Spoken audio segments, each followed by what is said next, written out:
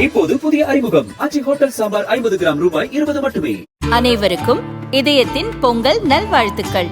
பொங்கலோ பொங்கல்.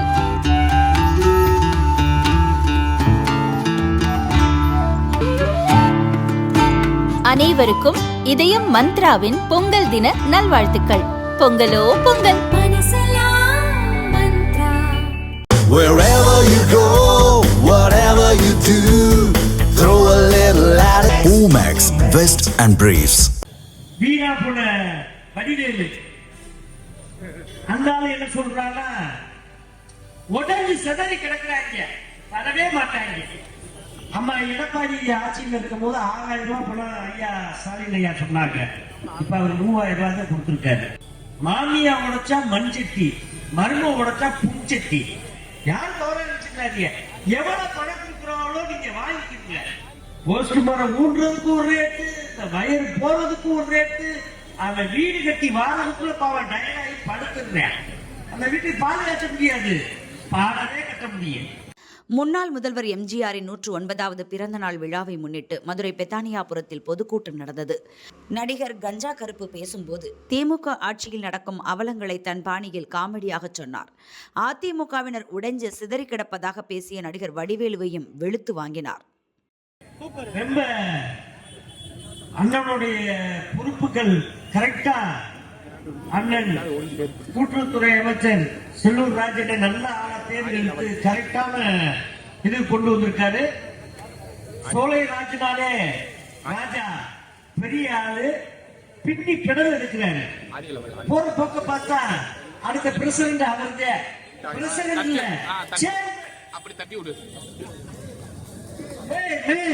அடுத்த மேயர் அவர்தே. அவள பிரமாண்டமான ஊருக்கு. ஏன்னா நான் என்ன இப்படி சொல்றேன்னு தப்பா நினைக்காதீங்க. என்னன்னா ஐயா புரட்சி தலைவர் ஆட்சியில முன்னுக்கவே ஐயா சொன்னாங்க ஒரு சின்ன கருத்துக்கள்.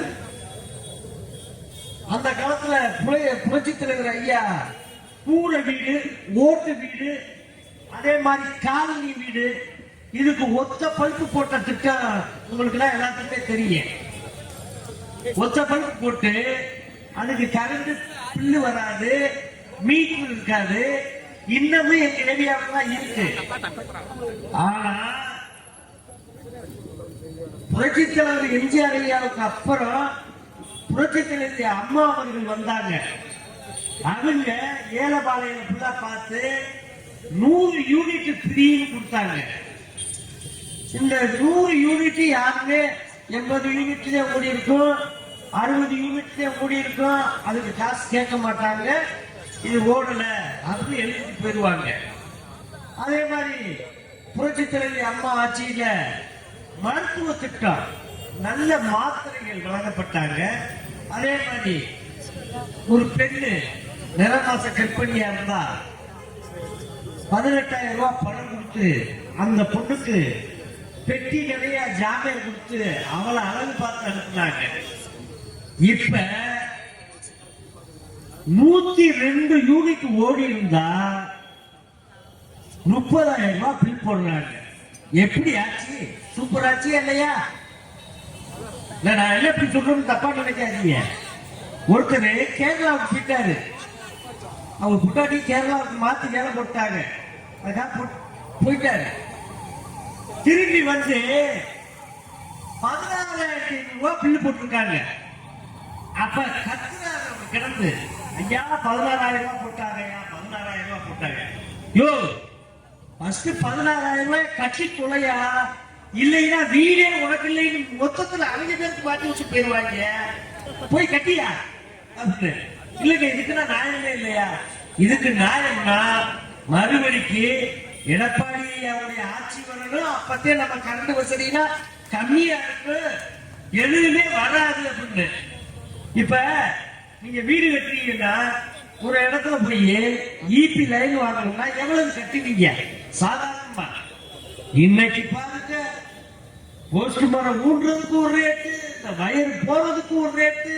அவன் வீடு கட்டி வாரதுக்குள்ள பாவம் டயர்டாகி படுத்துறேன். அந்த வீட்டுக்கு பால் கட்ட முடியாது, பாலவே கட்ட முடியும். அப்படிப்பட்ட வேலைகள் பூரா வந்து இந்த திமுக அரசு பண்ணுது. இதை கேட்டோம்னா கன்னியாகுமரி குற்றவாளி வைக்க சேர்க்கிறது பல பிரச்சனைகள் எல்லாம் கொஞ்சம் ஆச்சு. அதையெல்லாம் நான் சமாளிச்சு வந்துட்டேன். ஏன்னா வீணா போன வடிவேலு அந்த என்ன சொல்றான்னா, உடனே சிதறி கிடக்குறாங்க, தரவே மாட்டாங்க. டேய், நாங்க இன்னைக்கு அடிச்சுக்குருவோம், இங்க பங்காளி சட்டை நாளைக்கு முடிச்சுட்டு நாங்க ஒண்ணு சேர்த்துக்குருவோம். நீ யாரு? நீ எப்ப வந்து ஏடிஎம்கே பேசுறியோ அப்பவே நாங்க ஜெயிச்சுட்டோம்டா. நீ ஆம குழந்தை வேண்டா, ஆம குழந்தை கட்சி. அண்ணே காட்டி எல்லாரும் ரேஷன் கடையில போய் கேன வாங்கினீங்களா? நான் போய் வாங்கினேன். 2 காஞ்ச கிண்ணத்தை கொடுத்தாங்க. அம்மா எடப்பாடி ஆட்சியில் இருக்கும் போது 6000 ரூபாய் பணம் ஐயா ஸ்டாலின் ஐயா சொன்னாங்க. இப்ப அவர் 3000 ரூபாய் தான் கொடுத்திருக்காரு. இது என்ன நியாயம்? ஏன்னா மாமியா உடைச்சா மண் சட்டி, மர்ம உடைச்சா புஞ்சட்டி. அது மாதிரி நம்மளை எப்பவுமே ஏத்தி விட்டு இன்னைக்கு எடப்பாடி அறிவிச்சிருக்காரு, வீடு இல்லாதவங்களுக்கு வீடு கட்டி கொடுக்கப்படும் திட்டம். பெண்களுக்கு எப்படி பசு பிரியோ அதே மாதிரி ஆண்களுக்கு பிரி வசதி, பசு பிரி கொடுத்தா 2 கொடுங்க, இல்லைன்னா யாருக்குமே இல்லைன்னு சொல்லிட்டு போங்க. ஏன் போட்டு பாடாப்படுத்துறீங்க? பாவம் அந்த பெரியவர்கள்லாம் எப்படி நடந்து வருவாரு? ஒரு வெயில் அடிச்சுட்டு இருக்கு, ஒரு மழை பெய்ய, பனி அடிக்கு, நம்ம தாங்குவோம், அவங்க தாங்குவாங்க. பூரா பொய்யா அழிஞ்சிட்டு இருக்கிறது. அதை செய்வோம், இதை செய்வோம், இதை பண்ணிடுறேன், அதை பண்ணிடுறேன். எதற்கே பண்ண புரிய? ஏன் ஐயா எடப்பாடி முதல்வராக இருக்கும் போது 21 ஜானா கொடுத்தாரு. 21 ஜானா. அந்த 21 ஜாமானையும் உருவாத வெள்ளக்கட்டி இன்னைக்கு 1 கிலோ பச்சரிசி, 1 கிலோ சீனி, இதை கொண்டு போய் எப்படிங்க நம்ம பொங்க வைக்கிறதுனா என்ன பண்றது? எப்படி பொங்க வைக்கிறது? அது ஒரு இந்திக்கார பிள்ளை இந்த அரிசியவே வச்சு பாயசம் மாதிரி ஆக்கிட்டாங்க. அது இந்தியில சொல்லுது எப்படி சாப்பிடுறது. அது கட்டுங்க கை கிட்ட எடுத்து அப்படியே என்ன பண்றாங்களா இருக்கு. பல பக்கத்து பிரச்சனையா இருக்கு. ஏன்னா சொல்ல எனக்கே சிரிப்பு வருது. அவர் நாட்டுக்கா வராது. கீதர்களுக்குள்ள ஐயாவே சொன்னாரு, ஐயா பேசும்போது சொன்னாரு, வீரர்களுக்கு கவர்மெண்ட் வேலை போட்டு கொடுக்கிறோம்னு. ஏற்கனவே இருக்கிற வீரர்களுக்குள்ள எந்த வேலையா போட்டு கொடுத்துருக்கீங்க?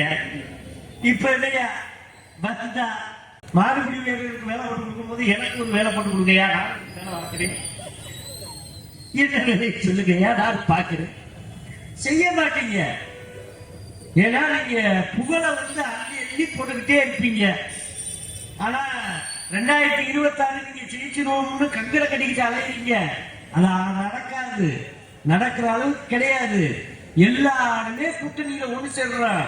கூடிய சீக்கிரம் 2026 நம்ம ஐயா எடப்பாடி ஆட்சியிலே வரப்போகுது. இது மட்டும் இல்ல, நிச்சயம் இந்த மதுரை மீனாட்சி அம்மே கைவிடாது. கூடிய சீக்கிரமே இந்த வார தேர்தலில் ஐயா எடப்பாடியே ஜெயிப்பாரு. அத்தனை தொகுதியிலையும் அத்தனை எம்எல்ஏக்களும் அதிக வாக்கு வித்தியாசத்தில் ஜெயிக்க போறாங்க. இது நடக்கும் நடக்கும் நடக்கும். இதை நான் சொல்லிட்டு போறேன். யாரும் கவனிச்சுக்காதீங்க. எவ்வளவு பணம் கொடுக்குறாங்களோ நீங்க வாங்கிக்கிறீங்க, வாங்கிக்கிட்டு ஓட்டு போடுறது மட்டும் 2ஆம் தேதி போட்டுருங்க.